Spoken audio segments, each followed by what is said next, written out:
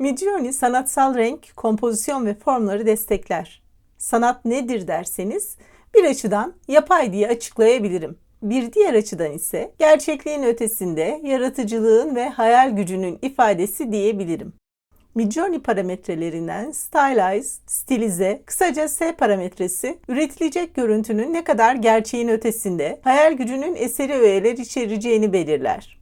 0 ile 1000 arasındaki değerleri kabul eder. Düşük değerler istediğimiz içeriğe uygun, daha gerçekçi, yüksek değerler çok hayali öğeler barındıran, içeriğimize daha az uygun görüntüler üretir. Stilize değerini iki şekilde değiştirebiliriz. İlk yöntem varsayılan stilize değerini değiştirmektir. Discord'da /setting yazarak ayarlarımıza gidiyoruz. Bizi 4 ayrı stilize seçeneği karşılıyor. Uygulanacak stilize değerini burada gösteriyor. Stilize Low 50, Stilize High 250, Stilize Very High 750 değerinde stilize edilmiş görüntüler üretir. Stilize Med 100 değerinde stilize edilmiş görüntüler üretir ama varsayılan değer olduğu için promptun sonunda gösterilmez. Bir prompt yazalım. Kara kalem ile çizilmiş, üzerinde dumanı tüten bir fincan kahve. Ve Enter'a basalım. Promptumuzun sonuna Stilize Very High 750 eklendi. İkinci yöntem prompt yazarken stilize parametresi girmek. Bunu da deneyelim. Metnimizi yapıştıralım. Çift -S yazalım ve teferruatlı bir sayı ekleyelim. 432 mesela. Enter'a basalım. S 432 eklendi.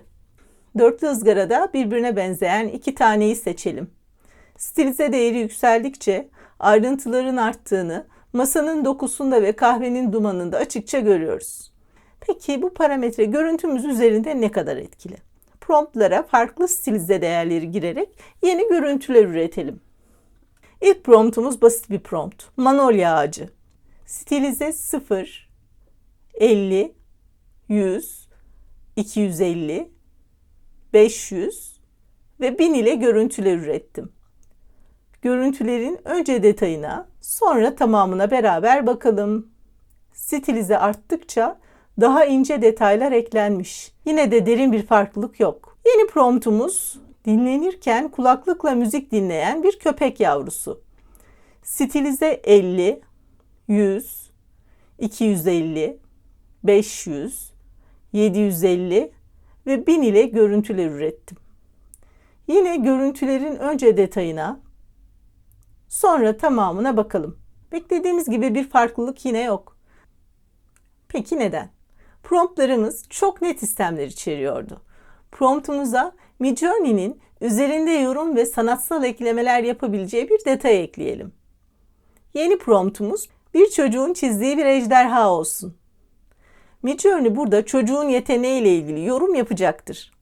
Stilize 50, 100,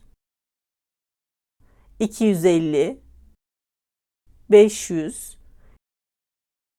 750 ve 1000 ile görüntüler ürettim. Değer büyüdükçe detaylar ve renk çeşitliliği artıyor, çizgiler ve fırça darbeleri profesyonelleşiyor. Ama değerin büyüdüğü son görüntüler bir çocuk tarafından çizilmişe benzemiyor. Yani prompttan uzaklaştı. Kırmızı bisiklete binen bir kadın illüstrasyonu. Bu promptta da illüstrasyon ibaresi bize istediğimiz sanatsal yelpazeyi sağlayacaktır. Stilize 0, 50, farklı bir rakam olsun 400, mesela 666, 750 ve 1000 ile görüntüler ürettim. Beklediğimiz gibi basit çizimlerden fotoğrafı andıran resimlere geçiş yaptık. Stilize arttıkça içerik gelişti. Üçüncü videoda seyretmeyenler için üstte linkini bırakıyorum.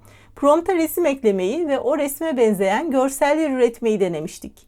Şimdi bunu bir de stilize değerini değiştirerek deneyelim. Promptumuza Peter Bruegel'ın Ikarus'un düşüşü sırasında bir manzara tablosunu ekleyelim ve eski bir yel değirmeni görüntüsü üretelim. Stilize değeri en düşük olan 0 ve en yüksek değer 1000 ile deneme yapalım. 1000'de stilize etkisi ne kadar hoş. Daha çok renk, daha çok ton ve daha ince çizgiler. Üreteceğimiz görüntülerde sanatsal bir dokunuş istiyorsak stilize çok işimize yarar. Farklı değerler ile denemeler yaparak en beğendiğimizi seçebiliriz. Bir sonraki videoda aspect ratio, kısaca AR parametresini deneyeceğiz.